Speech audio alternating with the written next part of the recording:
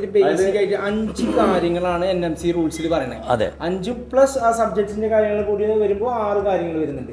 അപ്പൊ അതെന്തൊക്കെയാ ഈ എല്ലാ കുട്ടികളുടെയും ഡൗട്ട് NMC റൂൾസ് എന്താണ്, ഏതൊക്കെ കോളേജാണ്, ഏത് യൂണിവേഴ്സിറ്റി ആണ്, ഏത് കൺട്രിയാണ്, അങ്ങനെ എല്ലാവർക്കും ഉള്ള ഒരു ഡൗട്ട് ഉണ്ട്. അപ്പൊ അത് സിമ്പിൾ ആയിട്ട് ഒന്ന് പറഞ്ഞു കൊടുക്കാൻ പറ്റും. അതിലെന്ത് സംഭവിച്ചല്ലേ, NMC ആണ് ആക്ച്വലി നമ്മുടെ ഇന്ത്യയിൽ മെഡിക്കൽ റിലേറ്റഡ് ആയിട്ടുള്ള കോഴ്സുകൾ. അതേ ഈ NMC തന്നെ മറ്റ് പല രാജ്യങ്ങളിൽ എല്ലാ രാജ്യങ്ങൾക്കും ഒരു കോമൺ ആയിട്ടുള്ള റൂൾസ് എത്തി. അപ്പൊ അതില് ആദ്യത്തെ റൂൾ എന്ന് പറഞ്ഞാല് WHO അക്രഡിറ്റഡ് ആയിരിക്കണം. WHO അക്രഡിറ്റഡ് ആയിട്ടുള്ള യൂണിവേഴ്സിറ്റി ആയിരിക്കണം. അപ്പൊ അതെങ്ങനെ കുട്ടികൾ കണ്ടുപിടിക്കുക? WHO വെബ്സൈറ്റിൽ പോയാൽ കിട്ടും 100%. അതായത് അത് ചെക്ക് ചെയ്യാതെ. രണ്ടാമത് എന്താ വെച്ചാല് 54 മാസത്തിന്റെ ഡ്യൂറേഷൻ ഉണ്ടാകും. 54 മാസത്തിൽ കുറയാൻ പാടില്ല. അഥവാ 4 വർഷത്തെ കോഴ്സ് ആയിരിക്കണം. പിന്നെ അതിനുശേഷം 1 ഇയർ ഇന്റേൺഷിപ്പ് വേണം. 1 ഇയർ ഇന്റേൺഷിപ്പ് വേണം. പിന്നെ അഡീഷണൽ വേറൊരു കാര്യം കൂടി ഉണ്ട്, ഇംഗ്ലീഷ് മീഡിയത്തിലായിരിക്കണം നിർബന്ധം. മീഡിയം ഓഫ് ഇൻസ്ട്രക്ഷൻ ഇംഗ്ലീഷ് മീഡിയത്തിൽ, അതായത് ഇംഗ്ലീഷ് മീഡിയത്തിലായിരിക്കണം അവർ പഠിക്കേണ്ടത്. അപ്പൊ ആ ഒരു കാര്യം നമുക്ക് WHO വെബ്സൈറ്റിൽ അല്ലെങ്കിൽ WDOMS വെബ്സൈറ്റിൽ പോയാൽ അറിയാൻ പറ്റും. അതുപോലെ ഇന്ത്യൻ സിലബസ് ഫോളോ ചെയ്യുന്നതായിരിക്കണം. സിലബസ് എന്നല്ല, അത് 19 സബ്ജക്ട്സ് NMC പറയുന്ന 19 സബ്ജക്ട്സ് ഫോളോ ചെയ്യണം.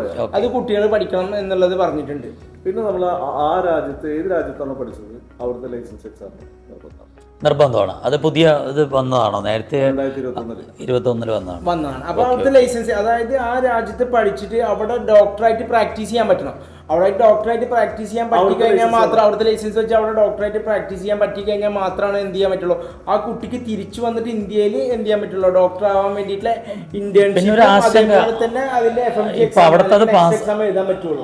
അവിടുത്തെ പാസ്സായാലും നമ്മൾ ഇന്ത്യൻ ഗവൺമെന്റ് നടത്തുന്ന നെക്സ്റ്റ് എക്സാം ഉണ്ടല്ലോ, അപ്പോൾ അതിൻ്റെ ഒരു സ്ക്രീൻ ടെസ്റ്റ് ഉണ്ട്. അത് വളരെ ടഫാണെന്നുള്ള ഫീലാണ് എല്ലാ കുട്ടികൾക്കും വരുന്നത്. പാസ്സാവുന്ന ബുദ്ധിമുട്ടാണ് എന്നുള്ളതാണ് എല്ലാവർക്കും കാണുന്ന ബുദ്ധിമുട്ട്. അപ്പോൾ പല കോളേജുകളും പല യൂണിവേഴ്സിറ്റികളും ഇന്ത്യക്ക് പുറത്ത് അതിൻ്റെ ട്രെയിനിങ് കൊടുക്കുന്നുണ്ട്.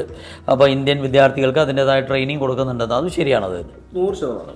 കാരണം എന്താ വെച്ചാൽ ഇവിടുന്ന് നമ്മൾ പറഞ്ഞേക്കുന്ന നമ്മൾ കുറേ കുട്ടികൾ പല രാജ്യങ്ങളിലും പഠിക്കുന്നു.